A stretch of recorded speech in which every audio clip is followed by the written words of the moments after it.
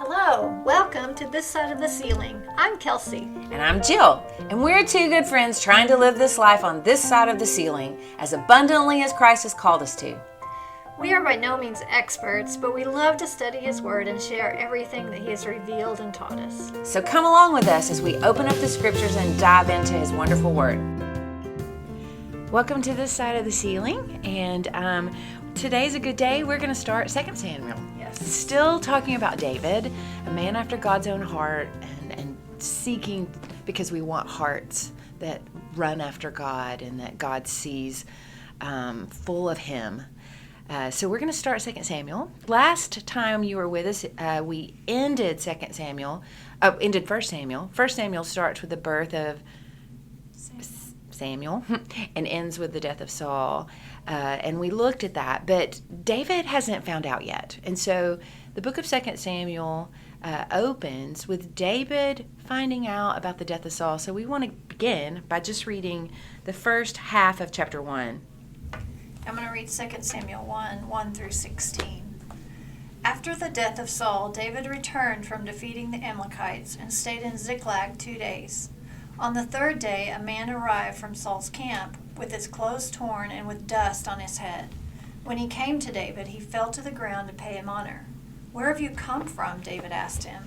He answered, "I have escaped from the Israelite camp." "What happened?" David asked. "Tell me." He said, "The men fled from the battle. Many of them fell and died, and Saul and his son Jonathan are dead." Then David said to the young man who brought him the report, "How do you know that Saul and his son Jonathan are dead?" "I happened to be on Mount Gilboa," the young man said, "and there was Saul leaning on his spear with the chariots and riders almost upon him. When he turned around and saw me, he called out to me, and I said, 'What can I do?' He asked me, 'Who are you?' 'An Amalekite,' I answered. Then he said to me, 'Stand over me and kill me. I am in the throes of death, but I am still alive.' So I stood over him and killed him, because I knew that after he had fallen he could not survive. And I took the crown that was on his head and the band on his arm and have brought them here to my Lord." Then David and all the men with him took hold of their clothes and tore them. They mourned and wept and fasted till evening for Saul and his son Jonathan, and for the army of the Lord and the house of Israel, because they had fallen by the sword. David said to the young man who brought him the report, "Where are you from?" "I am the son of an alien, an Amalekite," he answered. David asked him, "Why were you not afraid to lift your hand to destroy the Lord's anointed?" Then David called one of his men and said, "Go, strike him down." So he struck him down, and he died. For David had said to him, "Your blood be on your own head. Your own mouth testified against you when you said, 'I killed the Lord's anointed.'" Okay, we want to talk about David's reaction to this story, but before that, if you have been with us and listened to the account of Saul's death from 1 Samuel, you'll realize it doesn't line up. We have two different stories here. In 1 Samuel, Saul asks his armor bearer to kill him, and the armor bearer is afraid to, so Saul falls on his own sword. But in this story, this Amalekite, which is kind of interesting because also the Amalekites were the one that burned Ziklag. So, but he's not with the Amalekites, I guess. He's been with, kind of on his own, alien, he calls himself. But he says he happens upon King Saul, and King Saul asks him to kill him. And it seems to be, from what I've read, most scholars tend to believe that the account in 1 Samuel is more accurate, because we read that Saul doesn't want an uncircumcised Gentile to kill him. Right. So the fact when the Amalekite says that Saul asked him to kill him doesn't really line up with that. It seems most people believe, and David actually in chapter 4 of 2 Samuel kind of confirms this. He says, this guy was just trying to get a reward from me. And that's what most people think. They think that this Amalekite kind of stumbles upon Saul and realizes he's dead and thinks, hey, I might can cash in on with the new king. Yeah. And so he comes to do this. But regardless of that, we see that this is the moment that in some ways David has been waiting for. It's now the old king is gone. It's time for him. He's been promised that. And yet we don't see a jubilant David. We see a very, very mourning, grieving David. And he's super surprised about something. what is it that he's so surprised about in here? He is surprised that Amalekite would kill Saul. He's going to go with his story. Yeah. And so in verse 14, he says, how is it you were not afraid to put your hand and destroy the Lord's command? David asked that because David himself has had opportunity to kill Saul more than once, we've read. And he doesn't, because David has been afraid. He has had a fear of God. Right. And we want to talk about the fear of God today because we have seen that protect David from taking Saul. And now Saul has died by the Philistines and not by David. And we have seen multiple times where his men encouraged him to kill Saul. This is it. Take it. And he said, I'm not going to touch the Lord's anointed. He has said, God will take care of this in God's timing. David has always been aware that there's a bigger picture happening than what's going on with David. Mm-hmm. And that has protected him. And we want to talk about that today. Over in Proverbs 9:10, it says that the fear of the Lord is the beginning of wisdom. Right. I don't know, personally, I think that, the fear of God has it more than anything else, I think, protected me from the pitfalls of sin, because I don't know why, but I've never ever had this feeling that I could get away with something, because I knew that God would know. It wasn't like that idea that, well, I could do this and nobody would know. I've always, and maybe this is a blessing of because I was raised by Christian parents or raised in the church, but I just always knew that God would know. Right. I think about Joseph when he's with Potiphar's wife and she says, come do this. And he says, how could I sin against God? Yeah. He doesn't think he could get away with it. He's like, God would know. I think that, the fear of the Lord, what is that? I think it's this awareness, this overall awareness that each of us is going to give an account for our lives to God, and that God's fully aware of everything we think, that we desire, that we speak, and that we do, and that we don't get away with it. I think maybe an example of this is that, sometimes we let ourselves off the hook.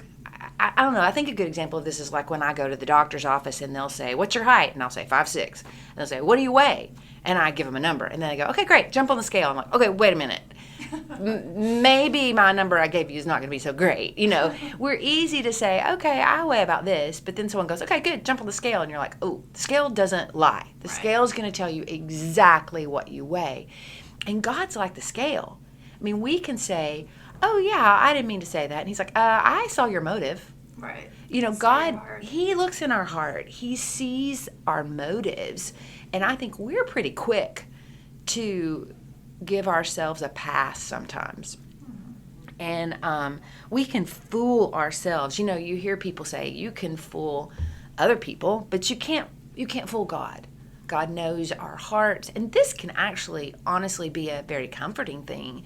It says also over in the New Testament that God's bigger than our hearts when our hearts condemn us. And, sometimes our motives are good and the outcome's awful. Right. And we can be like, oh, God, I didn't intend that to happen. You know that. And he can say, yes, I do. I see that. So sometimes that can be a comfort. But this fear of God has been a good thing in David's life. And we want to look at that and explore that a little bit. Yeah, and it's a lot of the respect he has for God. Yeah, it's not a fear necessarily afraid, a respect. It's the self-forgetfulness of himself, how small he is and how big God is, just that perspective. Yeah. That David has that I think I forget sometimes. Yeah, that zooming out, that there's a bigger picture than my little minutia. Right, and the world doesn't revolve around me. Right. And what I think and what I want and what I feel is fair or whatever. Right. It's bigger than that. It's a respect that he has for the God of the universe. Yes. Yeah. I heard a podcast talk about how we lack awe. We lack that awe of God, and how sometimes we don't have the self-forgetfulness because we don't have the awe. We don't put ourselves in situations to see the awe, the awesomeness of God. But I'm going to jump into what we call David's journal in the Psalms. And there's a really popular psalm, Psalm 139, that David wrote. And this is an original to me, but it really had an impact on me when I heard it. So this is the psalm that says, "O Lord, you have searched me and you know me. You know when I sit and when I rise. You perceive my thoughts from afar. You discern my going out and my lying down. You're familiar with all my ways. Before a word is on my tongue, you know it completely, O Lord. You hem me in behind and before. You have laid your hand upon me. Such knowledge is too wonderful for me, too lofty for me to attain. Where can I go from your spirit? Where can I flee from your presence? If I go up to the heavens, you are there. If I make my bed in the depths, you are there. If I rise on the wings of the dawn, if I settle on the far side of the sea, even there your hand will guide me. Your right hand will hold me fast. If I say, surely the darkness will hide me, and light become night around me, even the darkness will not be dark to you. The night will shine like the day, for darkness is as light to you. For you created my inmost being. You knit me together in my mother's womb. I praise you because I am fearfully and wonderfully made. Your works are wonderful. I know that full well. My frame was not hidden from you when I was made in the secret place. When I was woven together in the depths of the earth, your eyes saw my unformed body." And then at the end of it, he says, "Search me, O God, and know my heart. Test me and know my anxious thoughts. See if there's any offensive way in me, and lead me in the way everlasting." But, so many times that is a self-esteem passage to build your self-esteem. You've been knit together, which is nice and pleasant. But if we really know David, this probably wasn't about himself. Yeah. This was more about his God. And the emphasis that I heard is just to change so many times we emphasize, "Oh Lord, you have searched me and you know me. You know when I sit and when I rise. You perceive my thoughts from afar." But if we switch that and put that fear of God, that respect of God, this is probably more accurate to the way David wrote it. "Oh Lord, you have searched me and you know me. You know when I sit and when I rise. You perceive my thoughts from afar. You discern my going out and my lying down. You are familiar with all my ways. Before a word is on my tongue, you know it completely, O Lord. You hem me in behind and before. You have laid your hand upon me. Such knowledge is too wonderful for me, too lofty for me to attain. Where can I go from your spirit? Where can I flee from your presence? If I go up to the heavens, you are there. If I make my bed in the depths, you are there. If I rise on the wings of the dawn, if I settle on the far side of the sea, even there your hand will guide me, your right hand will hold me fast. If I say, surely the darkness will hide me and the light become night around me, even the darkness will not be dark to you. The night will shine like the day, for darkness is as light to you. For you created my inmost being. You knit me together in my mother's womb. I praise you because I am fearfully and wonderfully made. Your works are wonderful. I know that full well. My frame was not hidden from you when I was made in the secret place, when I was woven together in the depths of the earth. Your eyes saw my unformed body. All the days ordained for me were written in your book before one of them came to be. How precious to me are your thoughts, O God. How vast is the sum of them. Were I to count them, they would outnumber the grains of the sand. When I'm awake, I'm still with you. So, I just read, I didn't read all of that, but it just means so much more. I do think that David has this awe of God. Yeah, he does. And this genuine fear of the Lord. Yes, and it protects him. Yeah. And so when we see him, the Bible says that fear of the Lord is the beginning of wisdom. When David fears God, he's acting wise. And so because he does that, he doesn't kill Saul. He turns away from the evil. And I think the Bible tells us that fear of the Lord is wisdom. And when we understand that, it protects us from evil. I want to also look at Job. Job is somebody who had to deal with a lot of things that are worse than anyone else, I think. If we have things bad, you can always go to Job. It looks a little bit worse. And so in Job chapter 28, he's talking about wisdom.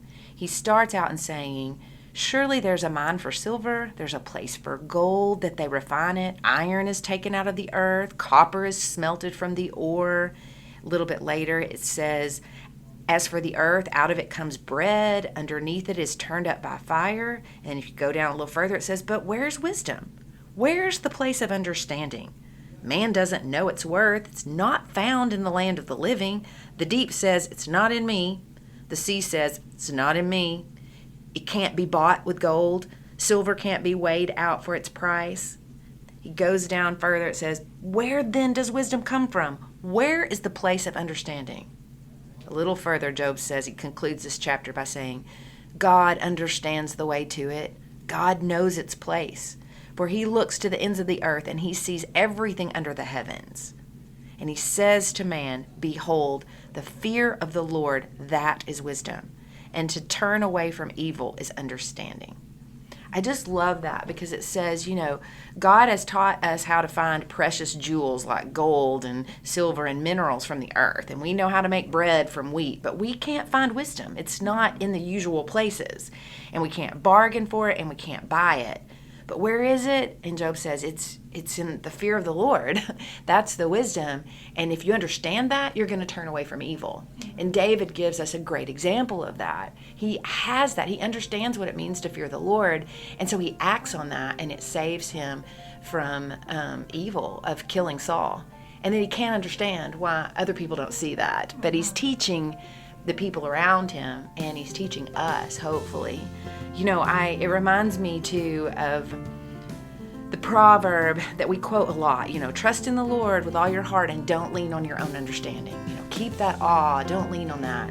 But right after that, it says, in all your ways acknowledge him and he will make straight your paths. Be not wise in your own eyes. Fear the Lord and turn away from evil. It will be healing to your flesh and refreshment to your bones. We need to find that fear of the Lord and, that awe that you're talking about. I think that's why so many of us see that in nature, because that reminds us of that awe. It reminds us that God is so much bigger and that there's a bigger story, and that if we have that fear, it will protect us and we'll be wise. Thanks for listening and journeying with us on this side of the ceiling. See you next time.